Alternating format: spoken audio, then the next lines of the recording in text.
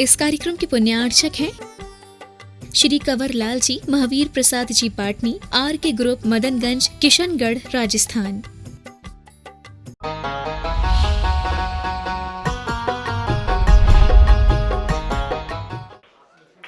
समझ आ रहा है? कौन से श्रावक?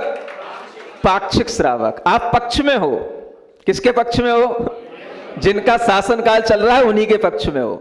जो उससे दूर गए वो विपक्ष में गए। जो शासन काल के, जो तीर्थंकर के शासन काल को नहीं मान रहे हैं या उनके शासन काल में रहते हुए भी उनके पक्ष में नहीं है, उनसे कोई चर्चा नहीं, वो विपक्ष में है।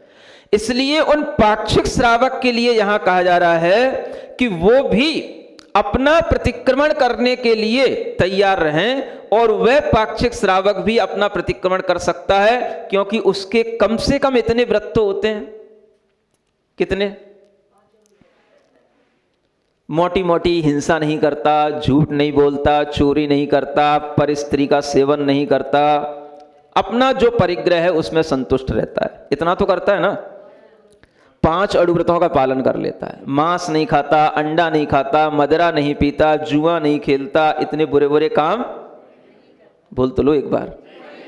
यूं तो नहीं जबरदस्ती बुलवा रहे महाराज।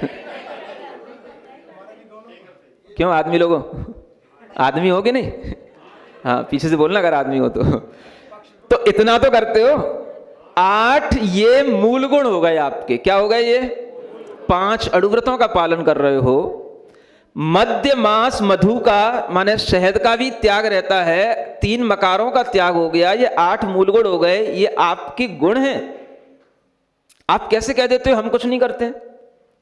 कॉन्फिडेंस के साथ बोला करो कभी, मैं 8 मूल गुणों का पालन करता हूं महाराज, मैं पाक्षिक श्रावक हूं, मैं भगवान जिनेंद्र देव का आराधक हूं। आप कैसे कह देते हो हम कुछ भी नहीं है? जब तक आप खुद अपने अंदर कॉन्फिडेंस नहीं लाओगे तब तक सामने वाला कैसे समझेगा कि हां आप भी इस क्लास के स्टूडेंट हो। टीचर को बताना पड़ता है ना, मैं भी इस क्लास का स्टूडेंट हूं। टीचर आपसे कहे get out, you are not a student my class, तो आप क्या कहोगे? ऐसे कैसे सर, मैंने एडमिशन लिया है, मैंने फीस भरी है और आप मुझको गेट आउट कर रहे हो? क्लेम कर देगा अगर सामने वाला अगर अच्छा होगा तो। समझ आ रहा है ना? ऐसे कोई भी किसी को गेट आउट नहीं कर सकता। अगर आपने फीस दी है, आप स्कूल में जन्मे हैं और आप उसकी जो भी कंडीशन है, रूल्स हैं, उसको फॉलो कर रहे हैं, तो आपके अंदर ये कॉन्फिडेंस आना चाहिए। लेकिन आप विदाउट कॉन्फिडेंस हमेशा ढिल ढॉल स्थिति में रहते हो, कभी कॉन्फिडेंस के साथ नहीं बोलते हो मैं भी अच्छा श्रावक हूं, मैं पाप का त्यागी हूं, मैं अष्ट मूल गुणों का पालन करता हूं, मैं सप्त व्यसनों से दूर रहता हूं।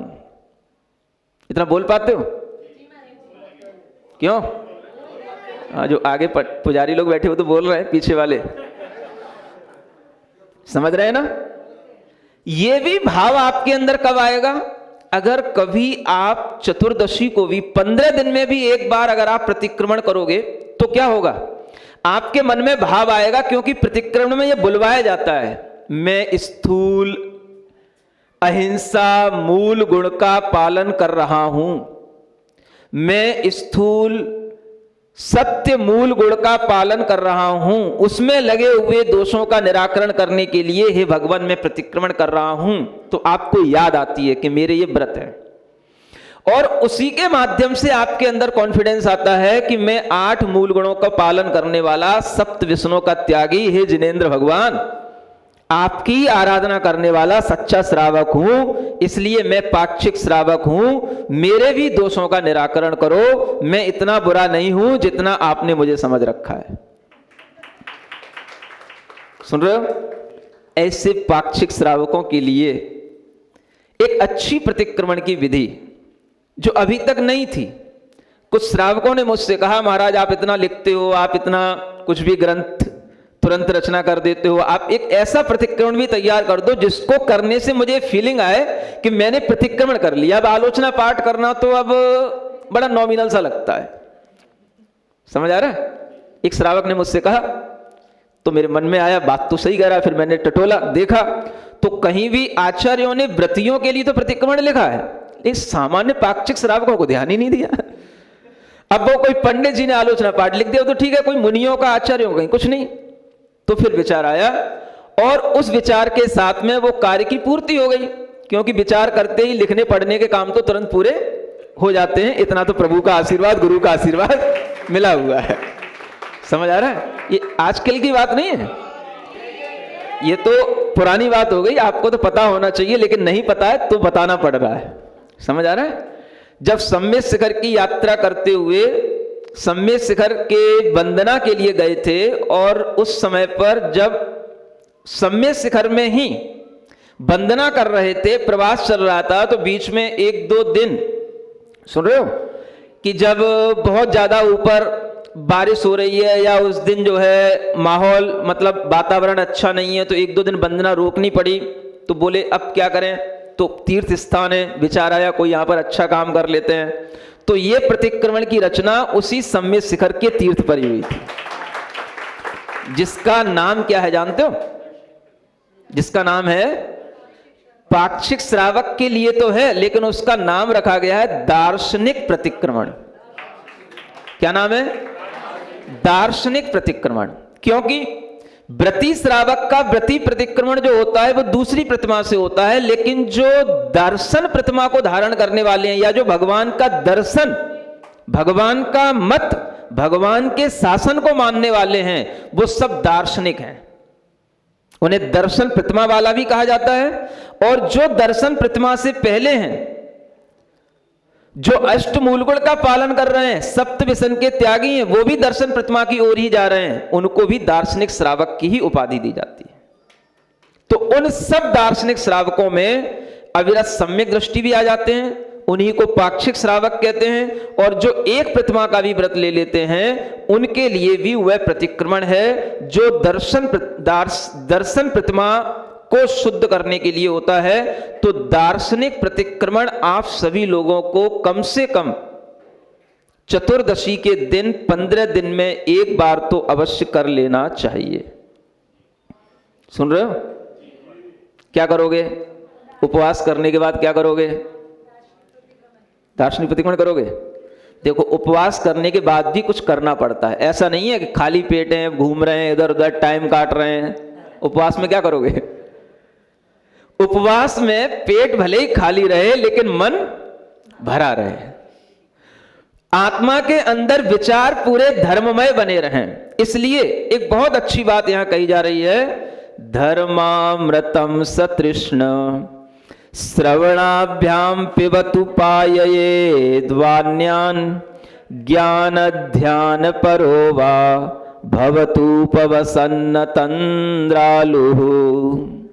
ये रत्नकंठ श्रावकाचार्य का 108 नंबर का छंद है, जिसमें आचार्य कहते हैं कि उपवास करने के बाद क्या करोगे? सोते रहेंगे महाराज, दिन भर तो निकाल लेंगे, रात भर भी निकल ही जाएगी। कई लोगों को उपवास में बड़ी भारी नींद आती है, सोते ही रहते हैं। यहां आचार्य कहते हैं अतंद्रालु। क्या कह रहे हैं? अतंद्रालु माने निद्रालु, तंद्रालु। तंद्रा निद्रा ये सोने के ही नाम है।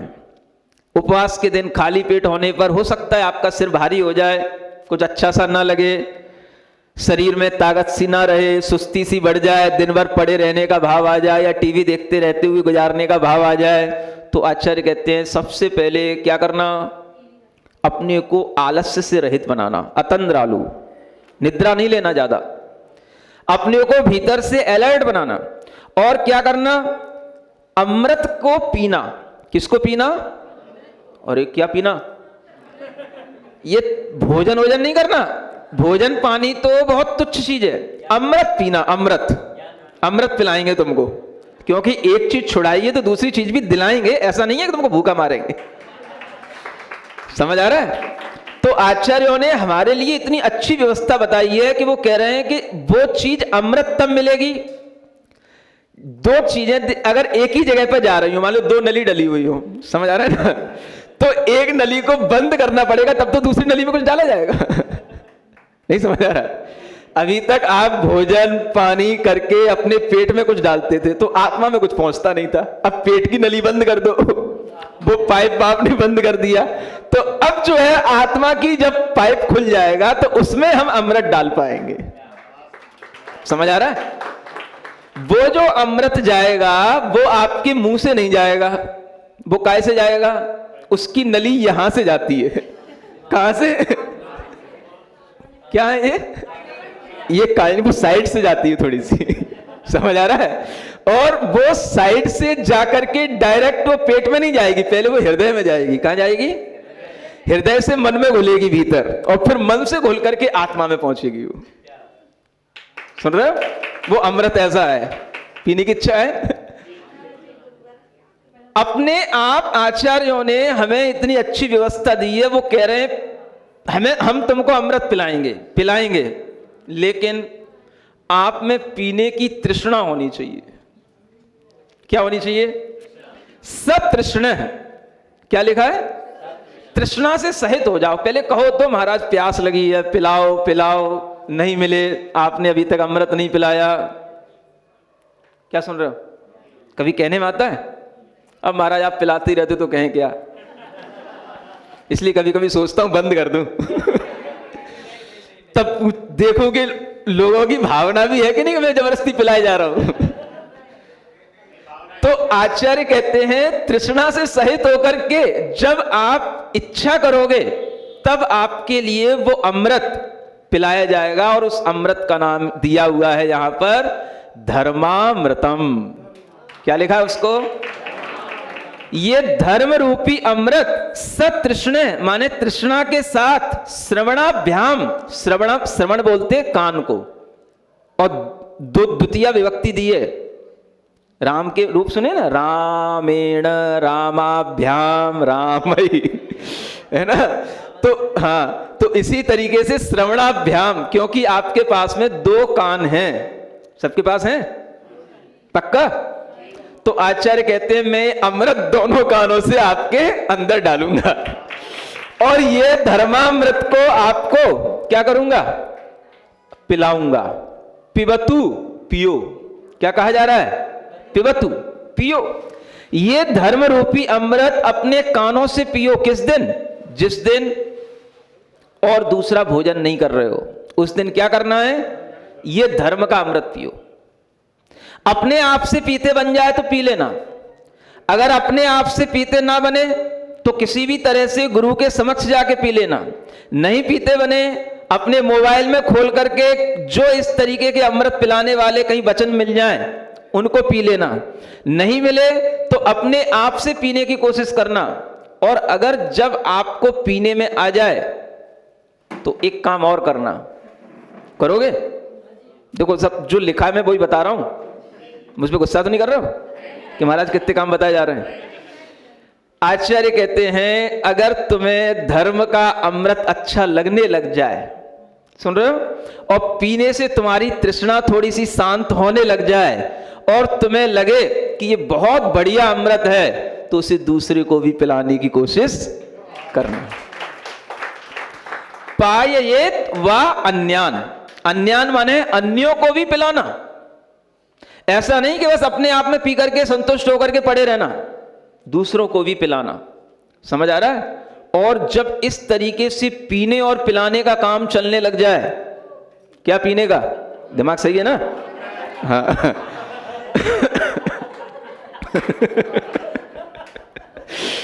जब इस तरीके से पीने में खुद आनंद आने लग जाए और दूसरे को पिलाने में भी आनंद आने लग जाए, तो फिर आपके अंदर नींद तो आ ही नहीं सकती है, क्योंकि वह व्यक्ति जिसको पीने और पिलाने में आनंद आने लगा है वो फिर कभी सो नहीं सकता है, उसको कभी भी आलस्य आ नहीं सकता है।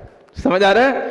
इसलिए आचार्य कहते हैं बस ये करते करते आप क्या करो? ज्ञान ध्यान परोवा, ज्ञान में अथवा ध्यान में तत्पर रहो। ये 2 चीजें ऐसी हैं जो आपकी आत्मा से संबंध रखती हैं, आपकी आत्मा में पहुंचेंगी। ये आपकी आत्मा का भोजन है, और यही आपकी आत्मा की पुष्टि करने वाली चीजें हैं, ज्ञान और ध्यान। ज्ञान लो, ध्यान करो। कोई भी काम आपका अगर ज्ञान ध्यान के साथ चल रहा है तो वह कार्य अपने आप में आपकी आत्मा तक पहुंचता है। इसलिए जो भी पूजा करो ध्यान से करो, ज्ञान पूर्वक करो।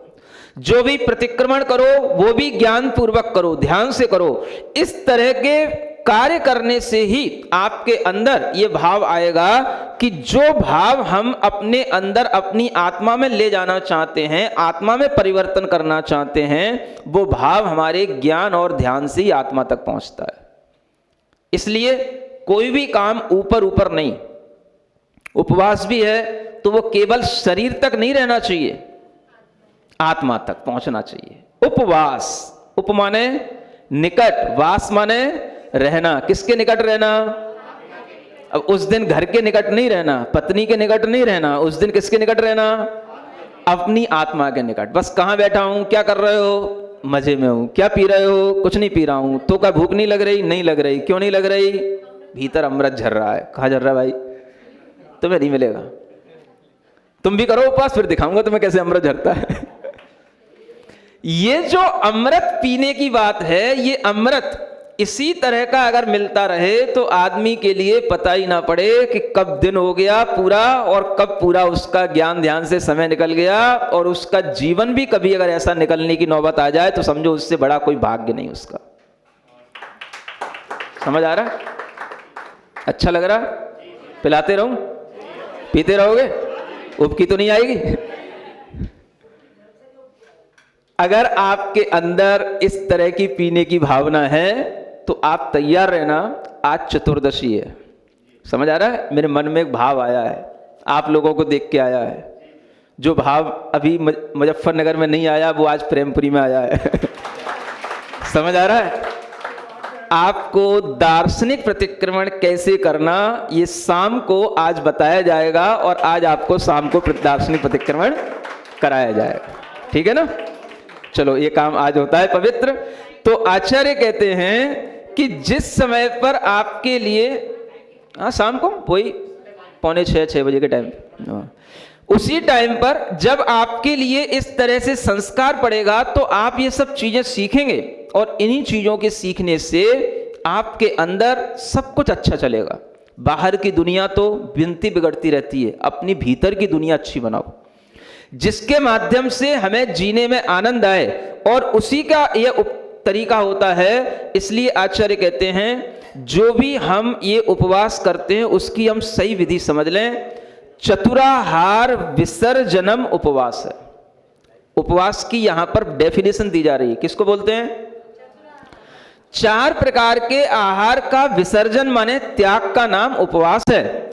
और जो इसके साथ प्रोषद शब्द लगता है तो आचार्य कहते हैं प्रोषद है सकृत भुक्ति। सकृत माने होता है एक बार, भुक्ति माने भोजन करना, ये प्रोषद कहलाता है। और इन दोनों चीजों को मिला दो, सब प्रोषदोपवास है। यदुपोष्यारंभ माचरती, वह प्रोषदोपवास कहलाता है जो प्रोषद उपवास करने के बाद फिर बाद में आरंभ का आचरण करने लग जाता है। तो इसमें 2 चीजें हैं। अब मैं आपको व्रती लोगों के लिए एक अच्छी विधि बता रहा हूं। वैसे तो सामान्य श्रावक भी ऐसा ही करता है कि जिस दिन उपवास होता है उस उपवास से एक दिन पहले की शाम को ही अपना संकल्प ले लेता है ना। उसी तरीके की यह विधि है। व्रती श्रावक के लिए भी यही विधि है। चूंकि व्रती श्रावक दिन में 2 बार भोजन कर सकता है तो उसकी जिस दिन अष्टमी है 2 भुक्ति का त्याग हो गया। कितनी भुक्ति? सुबह की और शाम की 2 भुक्ति का त्याग हो गया। अष्टमी से एक दिन पहले सप्तमी आती है तो शाम को भी भुक्ति का त्याग हो जाता है। अब देखो सामान्य श्रावक में व्रती श्रावक में क्या अंतर हो गया? जो व्रती श्रावक होगा 2 प्रतिमा को धारण करने वाला होगा वो केवल सप्तमी को भी एक बार दिन में सुबह की बेला में भोजन करेगा, शाम को छोड़ देगा। सुन रहे हो? फिर अष्टमी निकालेगा। और नौमी को भी सुबह की बेला को छोड़ करके वह दोपहर में भोजन लेगा। तो इस तरह से जो उसने एक दिन पहले और एक दिन बाद में भी एक भुक्ति का त्याग किया, ये उसका प्रोषद कहलाया। ये क्या कहलाया? और बीच में जो अष्टमी या चतुर्दशी आई ये कहलाया उपवास। और दोनों को मिला दिया तो क्या बन गया? प्रोषदोपवास। समझ में आ रहा है? इसलिए व्रती श्रावक की तपस्या सामान्य श्रावक से ज़्यादा हो जाती है। सामान्य श्रावक क्या करेगा, अब कल व्रत करना है तो शाम हो रही है तो शाम तक तो खाता रहेगा। समझ आ रहा है? फिर शाम को जब बिल्कुल निवृत्त हो जाएगा खाने के बाद में, तब जाकर के फिर संकल्प ले लेगा, हाँ अब कल का उपवास, रात में कुछ नहीं खाऊंगा और कल भी कुछ नहीं खाऊंगा। एक बात और बता दूं, जो लोग उपवास करते हैं वो कई बार ये प्रश्न करते हैं, महाराज कुल्ला कर सकते हैं क्या, मंजन कर सकते हैं क्या? तो कल आपको बताया था स्नान, अंजन है ना, मंजन, नस्य, ये सब चीजें उपवास में नहीं करना चाहिए। आपने मुंह में पानी तो डाल ही लिया, चाहे वो गले के अंदर भले ही ना पहुंचा हो, लेकिन मुंह तो गीला हो ही गया, इससे भी उपवास खंडित होता है। समझ आ रहा है? अगर ऐसा ना होता तब तो फिर बड़ी सुविधा हो जाती। समझ आ रहा है? कभी मुनि महाराज के उपवास रहते हैं, अंतराय रहते हैं, मुंह में पानी डाल के कुल्ला करवाते रहते हैं उनको दिन भर उससे भी बड़ी शांति मिलती है। समझ आ रहा है? लेकिन ऐसा नहीं किया जाता। इसलिए आपको ये सीखना है, अगर हम एक दिन उपवास करें तो उस दिन कोई भी मंजन नहीं, अंजन नहीं, कुछ नहीं। समझ आ रहा है? स्नान भी इसलिए किया जाता है, अगर हमें भगवान की पूजा करने आना है तो सामान्य तरीके से ज्यादा मतलब उबटन लगा लगा करके, ज्यादा मलमल करके, अच्छे बाथरूम में आधा घंटे फुब्बारे के नीचे बैठ करके लक्स और सिंथोल लगा करके वो वाला स्नान नहीं करना। सामान्य से बस 2 बाल्टी नहीं, 2 मग्गा पानी डाला है ना, वस्त्र बदले और अपने भगवान की पूजन के लिए तैयार हो गए, वो वाला स्नान, बस इतना सा। समझ आ रहा है? तो ये विधि बताई गई है कि उस दिन हम ज्यादा अपने शरीर को श्रृंगारित ना करें, ज्यादा हम आरंभ ना करें, ज्यादा कोई हिंसा पाप का काम ना करें। इस तरीके से जो प्रोषदोपवास किया जाता है वह उसका निर्दोष प्रोषदोपवास कहलाता है। और इस प्रोषदोपवास व्रत के भी कुछ अतिचार होते हैं। एक गाथा में उन 5 अतिचारों को बताया गया है। ग्रहण विसर्गास्तरणान्य दृष्टि मृष्टान्य नादरा स्मरणे यत प्रोषदोपवास वितिलंघन पंचकम तदिदम। ये 5 दोष हैं, सिंपल से हैं, जैसे सामायिक के हैं ऐसे ही प्रोषदोपवास के हैं। क्या कहते हैं? आप जिस दिन उपवास करेंगे कोई चीजों को ग्रहण करेंगे, कुछ चीजों को रखेंगे, छोड़ेंगे। तो आचार्य कहते हैं वह बिना देखे हुए, बिना सोते हुए नहीं होना चाहिए, क्योंकि आपको आलस्य आएगा, काम करने की हिम्मत ना रहे, तो भी आप चीजों को देखभाल करके, क्योंकि आपको अहिंसा का ख्याल रख करके ही उपवास करना है। कोई भी चीजें जो अपने काम में आ रही हैं वह देखभाल करके उनका उपयोग करना है, देख शोध करके ही उनका उपयोग करना है। और इस तरीके से करते हुए कभी भी हमें अनादर का भाव नहीं लाना है। क्या नहीं करना? अनादर का भाव नहीं लाना। जो ग्रहण किया जा रहा है, छोड़ा जा रहा है, या जो भी आपके संस्तर माने बिस्तर आदि हैं उन पर भी जो आप शयन आदि करें, उनको उठा करके रखें, वो सब चीजें बिल्कुल शुद्धि पूर्वक होनी चाहिए।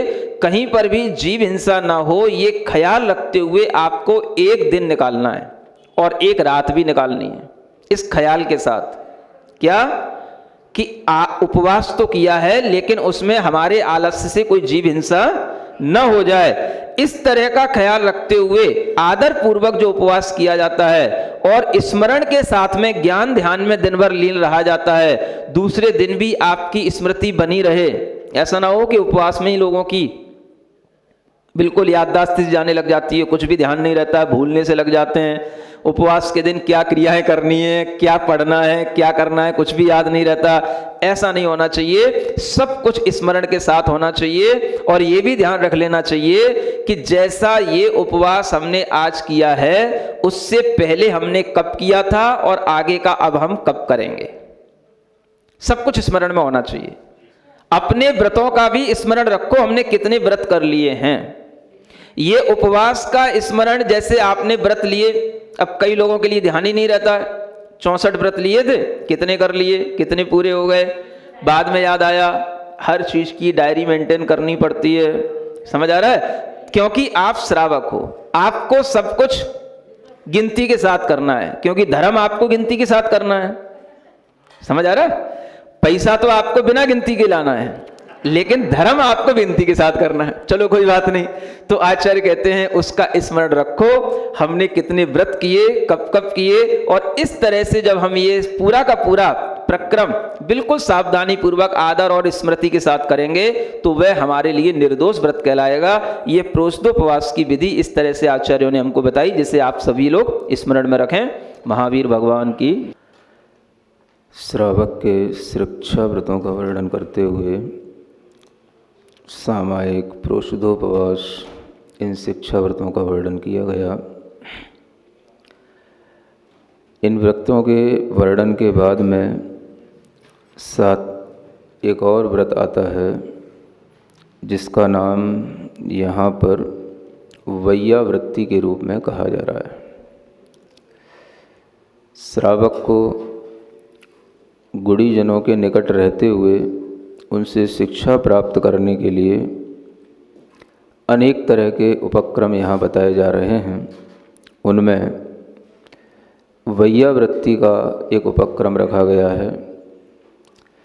श्रावक के लिए सेवा करना, वैयावृत्ति करना भी एक शिक्षा व्रत में आता है और वह शिक्षा ग्रहण करता है इस बात की कि हमें गुणों की आराधना करना है और गुणों को प्राप्त करना है।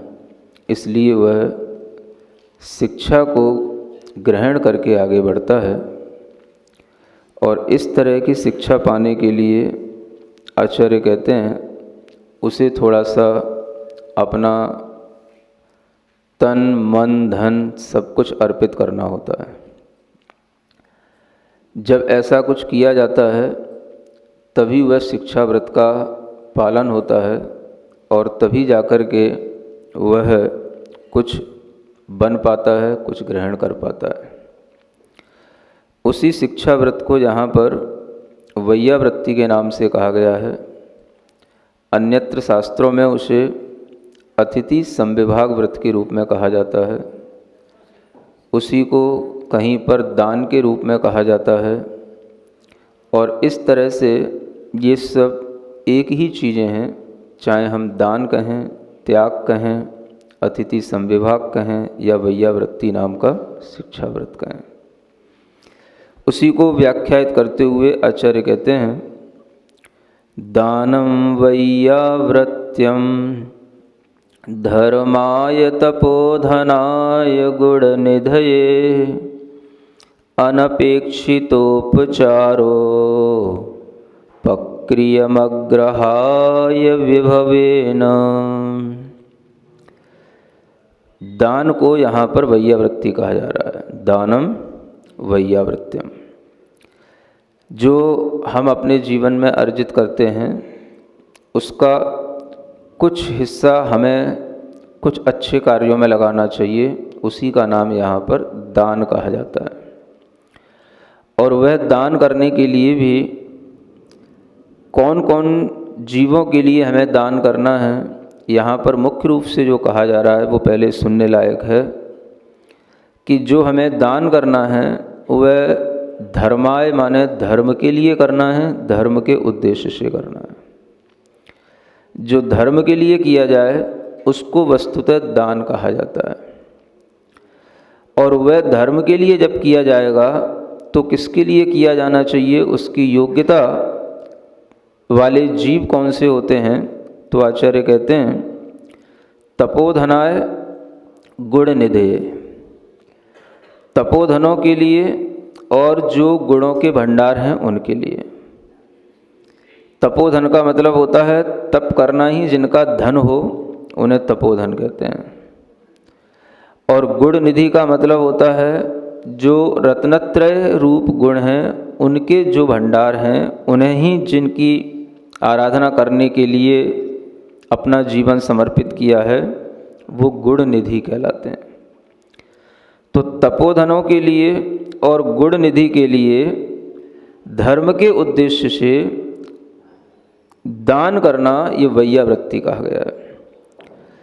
और इस तरह का दान करते हुए आचार्य कहते हैं अनपेक्षितोपचारोपक्रमय्य। एक ऐसी बात यहाँ बताई जा रही है कि आपके लिए किसी भी तरह की कोई उस दान में उपचार का मतलब है कोई प्रतिदान की इच्छा नहीं होनी चाहिए। प्रतिदान क्या होता है? कि जो हमने दिया है उसके भी बदले में हमें कुछ मिले। उपचार और उपक्रिय कि हमारे ऊपर कोई उपकार हो जाए, हमको भी किसी भी तरह का कोई मंत्र तंत्र मिल जाए जिसके माध्यम से हमारा बहुत अच्छा गृहस्थ जीवन चले और बहुत ज़्यादा हमको लौकिक सुख मिलें, इस तरह के अपेक्षा के बिना ये दान दिया जाता है।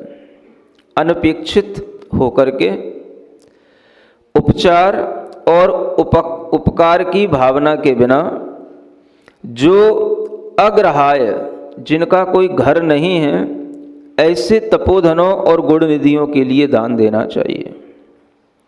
अग्राह्य का मतलब जिन्हें किसी भी प्रकार के भावों में भी जिनके घर नहीं हैं और जो किसी भी तरह के गृह संबंधी कार्यों में लिप्त नहीं होते हैं, ऐसे तपोधनों के लिए जो दान दिया जाता है उसी का नाम वैयावृत्ति कहलाता है। अब आप समझें कि यह जो हमें वैयावृत्ति करने का पवित्र उद्देश्य बताया जा रहा है, जो हमें दान देने के लिए जिन पात्रों के बारे में बताया जा रहा है और जो हमें अपेक्षा के बिना दान देने के लिए बताया जा रहा है, इतनी शर्तें जब हमारी पूरी होंगी तो वो दान सम्यक दान कहलाता है। जब दान के अंदर किसी भी तरह की अपेक्षा ना हो, अपेक्षा सिर्फ इतनी ही होती है, धर्माय, हम दान कर रहे हैं किसके लिए? धर्म के लिए। धर्म का मतलब ये हमारा कर्तव्य है और इस तरह का कर्तव्य ही हमारा धर्म है और यह कर्तव्य करते हुए हमारे अंदर अपने आप हमें बहुत सारे गुणों की प्राप्ति होगी। यह कर्तव्य की पूर्ति करने के लिए जो दान का भाव यहाँ बताया जा रहा है, उसी को यहाँ पर वैयावृत्ति कहा गया है। अब इस तरह की वैयावृत्ति करने के लिए मुख्य रूप से यहाँ पर पात्र को कहा गया है। वो पात्र कैसा होना चाहिए? जो घर से रहित हो। घर से रहित होने का मतलब जिनका अपना कोई घर बार न हो, और इस तरह के घर बार से रहित जो अपने रत्नत्रय की आराधना करने के लिए, रत्नत्रय की अपनी सेवा करने के लिए निरंतर संलग्न हैं, उनके लिए यहाँ पर दान देने के लिए कहा जा रहा है। अब आपके मन में आता है कि यह दान तो केवल एक ही पात्र के लिए हुआ, एक ही जैसे लोगों के लिए हुआ, यहाँ तो केवल मुनियों के लिए ही दान देने को कहा जा रहा है। आपका मन होता है बहुत सारा अलग अलग लोगों को करने के लिए भी, तो उसके लिए भी आचार्यों ने शास्त्रों में कहा है कि यह जो दान होता है इसे दत्ति कहा जाता है। क्या बोलते हैं इसको? दत्ति भी कहो, दान भी कहो। और यह दान 4 प्रकार का बताया गया। एक कहलाता है करुणा दत्ति। क्या बोलते हैं? करुणा दत्ति, यानी करुणा से दत्ति माने देना, दान, ये करुणा दान कहलाता है। एक होता है समदत्ति, एक होता है अन्वय दत्ति और एक होता है पात्र दत्ति। ये 4 प्रकार के दान हैं। सुने आपने कभी? अलग अलग तरह से अलग अलग दान के 4 भेद सबने सुन रखे होंगे। यहाँ पर ये 4 भेद आपको अलग तरीके से बताए जा रहे हैं। ये पात्र की अपेक्षा से उस गृहस्थ के लिए कि जिसने अपने जीवन में कुछ अर्जित किया है और वह कुछ देना चाहता है, तो वह देने के लिए सोचता है तो वह क्या क्या किन किन लोगों को दे सकता है, और जिसके माध्यम से उसे घर, परिवार, समाज और धर्म सभी की उसके माध्यम से वृद्धि हो और सबके लिए योगदान हो, उसको यहाँ पर दत्ति के रूप में कहा गया है। यह एक व्यापक रूप हमें आचार्य जिनसेन महाराज के महापुराण आदि पुराण में पढ़ने को मिलता है। सबसे पहले करुणा दान कहा गया। करुणा दान का मतलब होता है कि जो लोग किसी भी प्रकार के अभाव में जीते हैं, दुखी होते हैं, अपने पाप कर्म के कारण से जिन्हें कोई भी शारीरिक, आर्थिक, सांसारिक सुख नहीं मिलते हैं और जो तरह तरह से शरीर की विकलताओं को धारण करते हैं, अंधे हैं, लूले हैं, लंगड़े हैं, अपाहिज हैं, अनाथ हैं, किसी भी प्रकार के रोगों से ग्रस्त हैं, आर्थिक सुविधाओं से बिल्कुल ही अभाव को प्राप्त हैं, इस तरह के लोगों को देख करके जो दान देने की भावना आती है उसे कहा जाता है करुणा दान, करुणा दत्ति। यह भी करना है। यह करुणा एक ऐसा भाव है जिसके माध्यम से आपके हृदय में दूसरे लोगों को देने के प्रति जो भाव आएगा और दूसरे लोगों के लिए कुछ करने का भाव आएगा, इससे ये भाव आएगा कि हम दूसरे लोगों की सहायता करके उन्हें भी कुछ दे दें, उन्हें भी हम कुछ योग्य बना लें, उन्हें भी हम समर्थ बना दें। इस तरह के दान के भाव में आपके अंदर ये भी भाव आएगा कि देखो, अगर हम ऐसा करेंगे तो इसके बदले में हमें भी इस तरह की चीज़ें मिलती रहेंगी। हम अगर अंधे को आंखें देंगे, हम अगर लंगड़े को पैर देंगे, हम अगर लंगड़े की सहायता करने के लिए उसको धन आदि देंगे, तो कम से कम हमारे घुटने खराब नहीं होंगे, सब हम लंगड़े जैसे नहीं होंगे, कुर्सी पे बैठने का लिए हम मोहताज नहीं होंगे। समझ आ रहा है? ये भावना आ जाती है किसके कारण से? जब हम किसी को ऐसे व्यक्ति को देते हैं तब आ जाती है।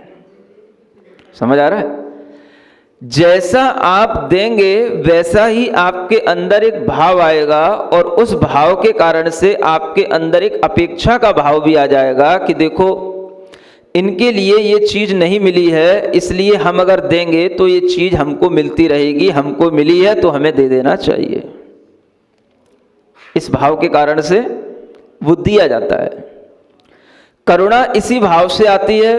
और अगर आपको बिल्कुल भी कोई अपेक्षा नहीं है तो भी आपके अंदर करुणा भाव आ सकता है, और उस करुणा भाव में आने के बावजूद भी आपके लिए उस दान से ये मिलेगा कि अगर आपके दान के प्रभाव से वो ठीक हो जाता है, उसके लिए कोई सुविधाएं मिल जाती हैं और उसके जीवन में सुख आ जाता है, तो वह अपना जीवन फिर अपने आप चलाने लग जाता है। वो अपना जीवन अपने आप आगे बढ़ा लेगा आपके सहयोग के माध्यम से। ये क्या हो गया? ये आपकी करुणा दान का फल हो गया। इस करुणा दान के अलावा आचार्यों ने दूसरा दान बताया जिसे कहा गया समदत्ति। समदत्ति माने होता है अपने समान लोगों के लिए भी दान देना। समान का मतलब जो आपके ही जैसे कुल धर्म में पैदा हुए हैं, आपके ही जैसे अच्छे आचरण के साथ जी रहे हैं, आपके ही जैसे समाज में रहने वाले आपके ही बंधु हैं, उनके लिए भी कुछ सहयोग रखना, उनके लिए भी सहायता करना, उनके लिए भी कुछ देना। इसको कहा गया है समदत्ति। इस समदत्ति में आप अपनी समाज के उद्धार के लिए कुछ करेंगे। समाज में अनेक लोग गरीब होते हैं, अनेक लोग तरह तरह के धन के अभाव में अपने बच्चों को पढ़ा नहीं पाते हैं, तरह तरह के अभाव के कारण से वो अपने बच्चों की योग्यता को आगे नहीं बढ़ा पाते हैं। उन सबको देखते हुए आपके मन में विचार आना चाहिए कि यह भी हमारे लिए एक करने योग्य कार्य है। क्यों है? क्योंकि इसके माध्यम से हमारे स्वार्थ में कमी आती है।